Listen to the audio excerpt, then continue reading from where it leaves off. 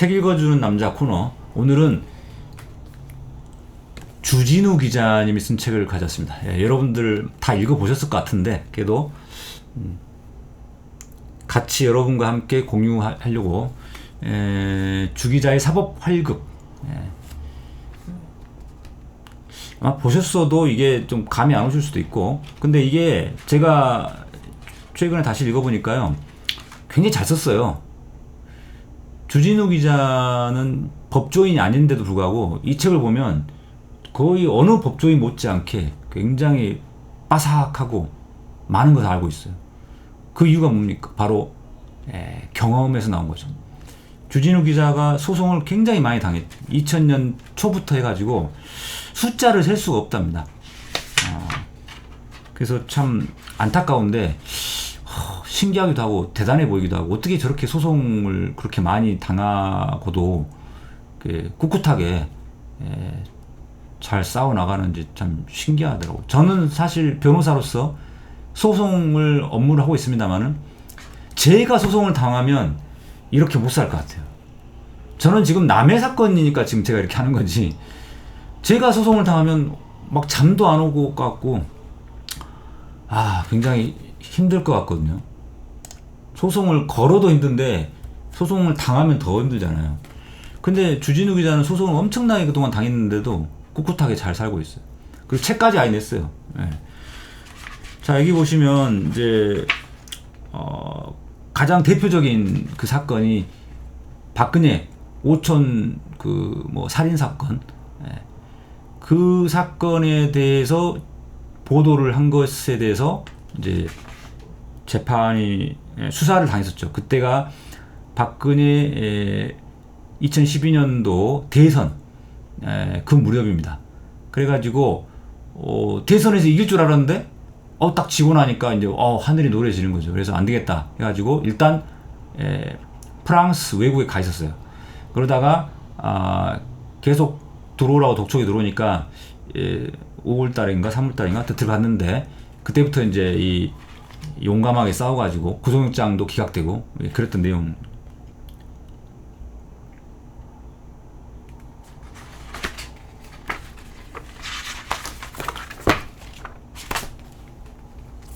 이 프랑스로 도망갔을 때 그때 재밌는 이야기가 하나 있어서 좀 소개해 드릴게요. 프랑스에서 김어준 총수랑 같이 이제 도피 생활을 하는데, 김어준 총수가 고기를 그렇게 좋아한답니다. 고기. 그 다음에 옷, 쇼핑하는 걸 되게 좋아한다네요. 그래가지고 총수가 돈 쓰는 데는 고기와 옷뿐이다, 이렇게 주진우 기자가 폭로를 했어요.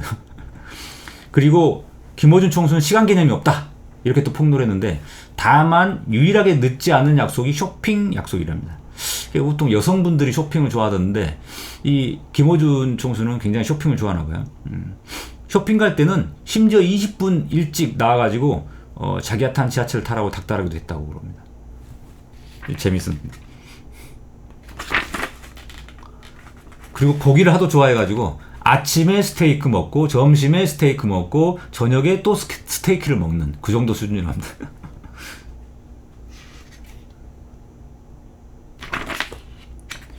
그 당시에 유럽에 있던 교민들이 도와줄 테니까 정착해라, 아예 그런 말을까지 했다는데, 우리 주진우 기자는 이재정 변호사 당시 변호사에게 연락을 해서 3월 말까지 취재를 마치고 돌아갈 테니까 날짜를 잡아달라, 이렇게 했었다고 하네요.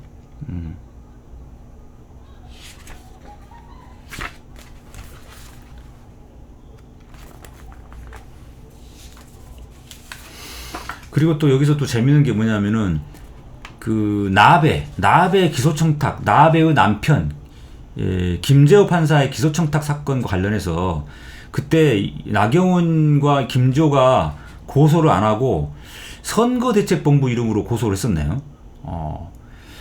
이게 참 머리 쓴 건데, 나베가 고소하거나 김재호가 고소하면 이게 무고죄가 될 수 있거든요, 나중에. 그런데 자기들이 알고 한 거니까, 알면서도 거짓말로 고소한 거니까. 근데 선거대책본부 이름으로 고소를 해버리니까 이건 정확히 말하면 고발이죠. 제3자가 하면 고발입니다. 피해자가 할 때는 고소고. 그런데 이렇게 선거대책본부가 고발을 해버리니까 선거대책본부는 그냥 들어서 한 이야기니까 자기는 몰랐다 이렇게 발뺌할 수 있잖아요. 그래서 이거는 무고죄가 안 돼요. 야, 이게 참 나베하고 김은재호가 이렇게 머리를 썼던 것도 이게 나왔습니다. 이거 통해서 알았습니다. 이 책 보고. 진리가 너희를 자유케 하리라 이런 말이 이제 성경 말씀이 있는데 현실에서는 이 말이 통하지 않는다. 소송 현실에서는 그런 이야기하면서 나를 자유케 하는 것은 진리가 아니고 증거다. 이렇게 아주 멋있는 이야기를 했어요. 검사와 판사는 당신의 진실을 따지는 사람이 아니다. 증거를 따지는 사람들이다. 이거 되게 맞는 말이에요. 여러분, 소송 걸리면 증거가 제일 중요합니다. 내가 아무리 결백하다고 이야기해봐도요, 증거가 없으면 이기기 힘들어요. 요즘은 휴대전화 녹음 기능이 잘 돼 있어서 녹취록, 녹음된 걸 많이 내는데요. 반드시 녹음하십시오.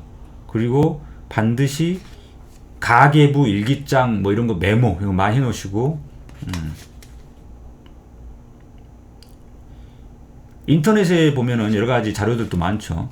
그래서 증거를 잘 제출하고 잘 모아놔야 됩니다.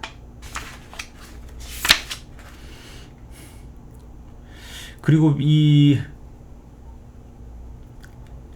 주진우 기자 하는 이야기가 형사소송은 쉽게 이기는데 민사소송이 참 어렵다고 하면서 형사소송은 형사소송은 이겨도 민사소송에 질 수가 있다. 그러면서 10억 원짜리 소송에서 2천만 원 배상 판결을 받은 적도 있다고 하네요.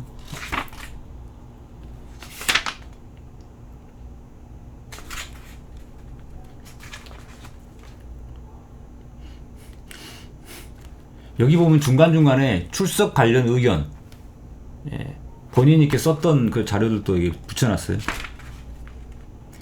아프면 의사에게, 골치 아프면 변호사에게, 이렇게 제목을 달았는데, 야, 여러분, 이거 진짜 맞는 말입니다. 법적인 문제가 골치 아픈 게 생기면 변호사한테 달려가시는 게 맞아요. 이거 굉장히 신경 쓰이거든요. 근데 이제 한 가지 좀 어려운 점은 이 건강보험이 잘 돼 있어가지고 우리나라가 지금 아프면 의사한테 가면은 병원비가 그렇게 많이 안 나오는데 아주 특수한 거 그런 이제 건강보험 적용이 안 되는 그런 특수한 경우에야 조금 이제 돈이 많이 들지만 그 외에는 별로 안 비싸잖아요. 건강보험이 적용되니까. 그런데 변호사들은 이게 보험이 없어요. 그러다 보니까 한 번 사건 맡기려면 막 500만원, 300만원도 있지만 주로 500만원, 많으면 1000만원까지도 가고. 그러니까 일반 국민 입장에서는 사실 소송이 걸렸다 그랬을 때 변호사한테 가기가 좀 어려운 조심이 좀 있죠.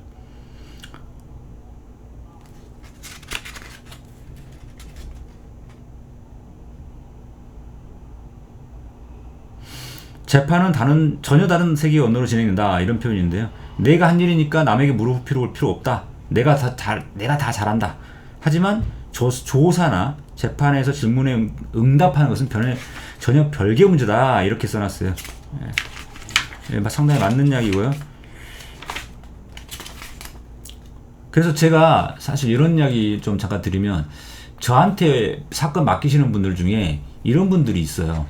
혼자 사건 진행하다가 잘 안 돼가지고 나중에 저한테 가져오신 분도 계시고 또 어떤 변호사한테 맡겼는데 그 변호사가 이게 신뢰가 안 가고 제대로 못하는 것 같고 그래가지고 또는 이심에 져가지고 저한테 오시는 분도 있고 그런데 그러니까 초반에 일찍 변호사 찾아가는 게 좋고 또 한 가지는 좀 신뢰할 수 있는 제대로 된 변호사를 골라야 되는데 그래서 여기서 이제 두 번째가 고르고 또 골라라.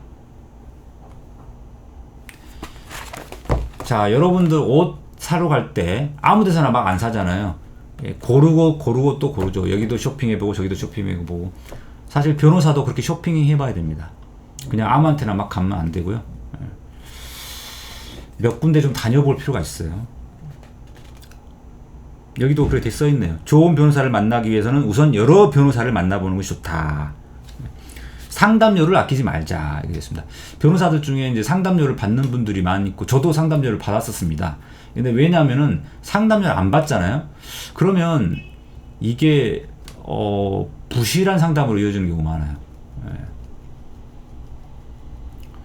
그래서 상담료를 받는 게 돈이 비싸 보일 수 있지만 보통 10만원에서 20만원 정도 되네. 싼 게 비지떡이라고 상담료를 안 받으면 그만큼 상담 내용이 좀 부실할 수가 있습니다. 변호사, 예. 그래서 그 상담료를 주더라도 변호사 수임하려고 여기저기 알아보러 다닐 때 해볼 필요가 있다. 책임감 때문에 그렇죠. 그 다음에 변호사에게 다 털어놔라. 뭐 당연한 이야기 같은데 뭔 소리냐. 사실 그 의뢰인분들이, 저한테 사건을 맡기는 의뢰인분들이 솔직하게 다 이야기를 안 하는 경우가 많아요. 또는 정확하게 기억이 안 나서 그럴 수도 있는데 자기한테 유리한 이야기만 자꾸 하셔요. 그러면 그 말만 들으면 당연히 이기는 사건이죠. 하지만 막상 재판을 진행하다 보면은 뜻밖의 상대방에서 어떤 이야기를 해요.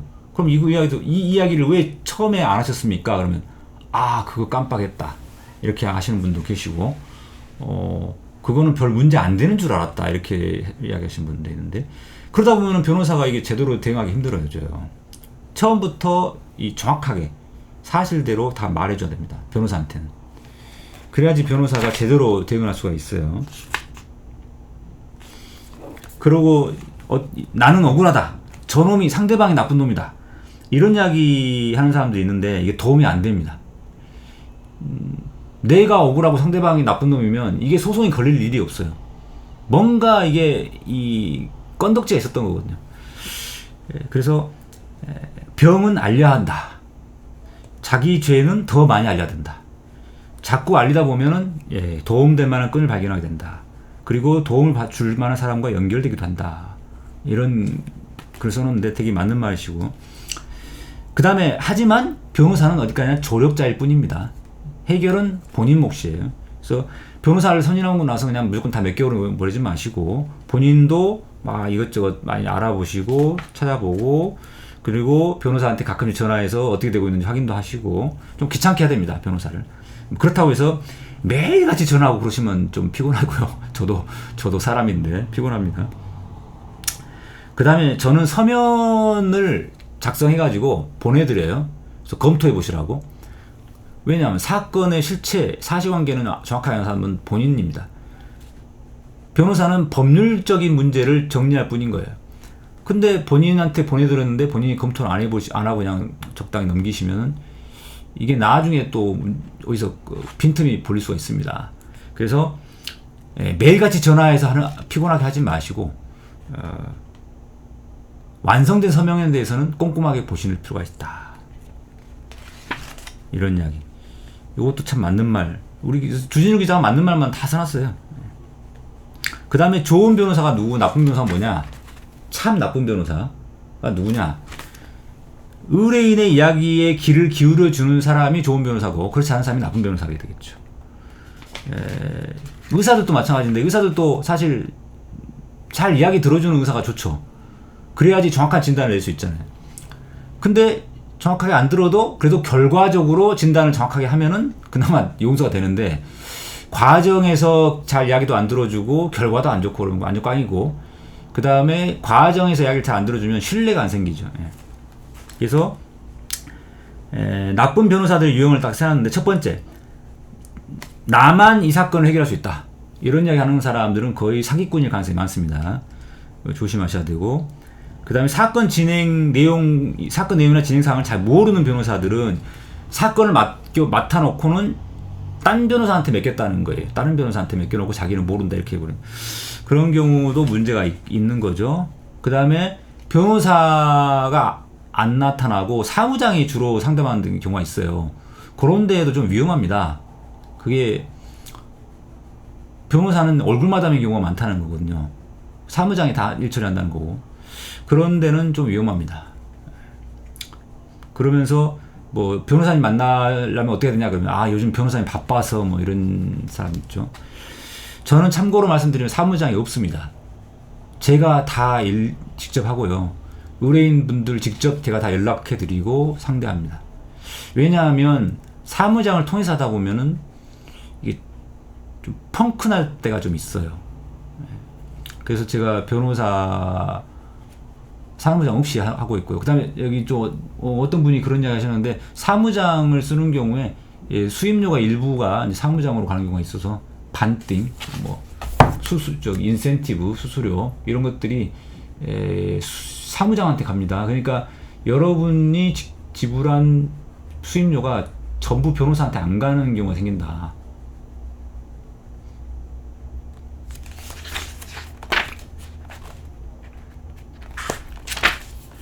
그 다음에 유명한 로펌, 대형 로펌이 잘하냐? 꼭 그렇지 않다라는 거죠. 여기 주진우 기자도 글 썼는데요. 대형 로펌 경우에 특히나 이제 실제로 일하는 변호사는 이제 경력이 낮은 변호사고, 이제 소위 말하는 높은 변호사들은 그냥 사건 유치만 하고 그냥 그 다음부터는 신경 안 쓰는 경우가 많아요.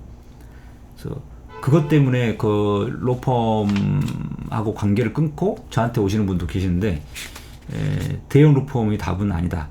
또 한 가지 말씀드릴 게, 이거 좀 재밌는 이야기인데, 여러분 김앤장이 승소율이 높을까요? 패소율이 높을까요? 자, 이거 제가 지금 답변 한번 해보세요. 김앤장은 승소율이 높을까요? 패소율이 높을까요? 생각보다 패소율이 높습니다. 자, 그것은 김앤장이 실력이 없어서 그런 건 아니고요. 자, 무슨 뜻이냐면, 보통 기업들은 일반 변호사한테는 사건을 안 맡기고 대형 로펌이 많이 맡기는데, 왜냐하면 기업의 담당자들이, 그 사건 담당자들이 사장이나 회장한테 나중에 그 야단 안 맞으려고, 수위 말하면 면피하려고 김앤장 같은 데다 맡깁니다. 이기기 어려운 사건을. 왜? 김앤장한테 맡겼는데도 졌다. 이거 방법이 없다. 이거는 우리는 최선을 다했다. 저는 최선을 다했습니다. 라고 이야기를 하는 거죠. 사장이나 회장한테.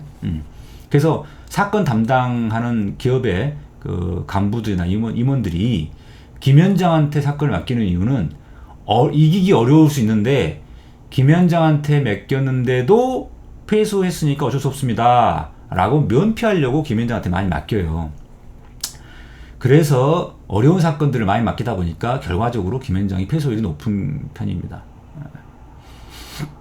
그래서 제가 판사 시절에도 그런 이야기들을 판사들이 하길래 처음에 무슨 말인가 했어요. 김앤장이 패소율이 높다고 판사들이 막 그래요. 동료 판사들이. 그래서 아니나 다를까 제가 맡았던 사건에서 그런 걸 제가 경험했어요. 김앤장이 맡은 사건인데 서면을 굉장히 잘 썼더라고요. 처음에 좀 혹했죠. 김앤장 쪽이 더 승소해야 되는 것 같다. 근데 나중에 보니까 이게 김앤장 패소가 맞는 거예요. 서면을 그럴듯하게 잘 쓴 거죠. 진리님이 형사사건은 유죄 나오면 패소로 봐야 되나요? 그런데 일단 유죄면 패소, 자, 그거는 다르죠. 이거를 나는 무죄라고 주장하는 경우는 유죄 나왔으면 패소죠. 하지만 나는 유죄 맞다. 다만 형량을 뭐 구속되지 않게 해달라든가 실형 나오지 않게 해달라든가 이랬는데 뭐 집행유예 나왔다, 실형 나왔다, 그러면 패소 같은 거죠. 그러니까 내가 무죄를 주장하고 있느냐 아니면 유죄를 전제로 해서 형량만 낮춰달라고 하느냐, 이게 다 다르니까 조금 다릅니다. 민사랑 좀 다르죠.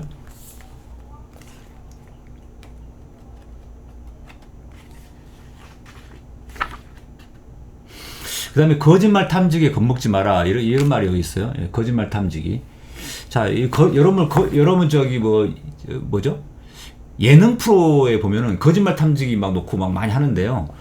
예능 프로니까 재밌게 웃자고 이제 듣는 거고 보는 거고, 저 거짓말 탐지기가 굉장히 정확하게 찍어내는 것처럼 보이지만 사실은 거짓말 탐지기가 정확하지가 않습니다. 왜냐하면 사람들이 누구나 경찰서나 검찰에 가면 겁을 먹고 좀 떨리기도 하고 긴장되기도 하고 해서 심장 박동이 이렇게 일정하지 않게 돼요. 근데 거짓말 탐지기라는 거는 어떤 질문을 했을 때 이 사람이 답변하면서 심장 박동이 이렇게 막 뛰냐 아니냐, 요걸 가지고 하는 건데, 예능 프로처럼 이렇게 재밌게 하는 그런 장소에서야 정확하게 나올 수 있죠.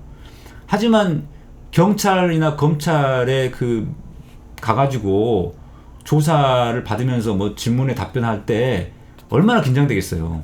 그때 계속 정확하지 않다는 거죠. 그래서 실제로 대법원에서도 거짓말 탐지기에 대해서는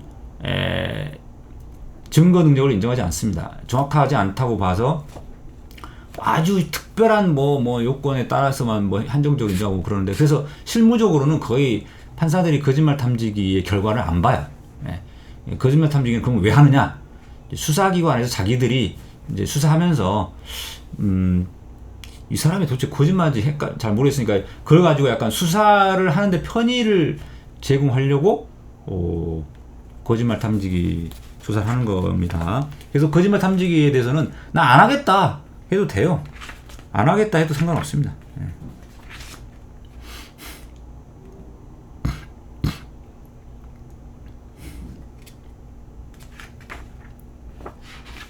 자, 시간이 지금 많이 흘러가고 있는데 일단 좀 나머지는 다 여러분들이 직접 읽어보시고요. 내용 재밌어요.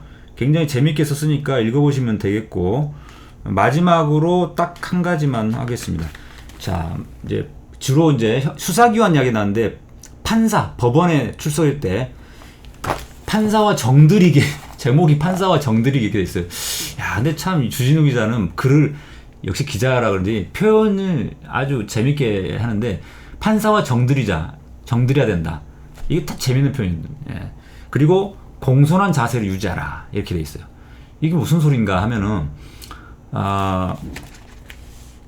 판사들이 특징이 이래요. 이 세상에는 판사와 판사 아닌 나머지 사람들이 있다 이렇게 생각한다는 거예요. 그만큼 판사들 자기중심적으로 살아가고, 그 다음에 어렸을 때부터 공부 잘해가지고 모범생으로 칭찬받고 인정받고 자라오다 보니까 자기밖에 모르는 게 있는 거죠. 그래서 판사 앞에서 막 아는 척하고 막 대들고 판사한테 뭐 따지고 막 판사한테 어떤 질문할 때 뭐 의심의 눈초리를 보면서 하면은 안 좋다는 거죠. 재판 결과에 좋게 나올 수가 없다라는 겁니다. 판사들은 존중받기를 원한다. 이거 진짜 맞는 말이에요. 저도 판사 시절에 그랬거든요.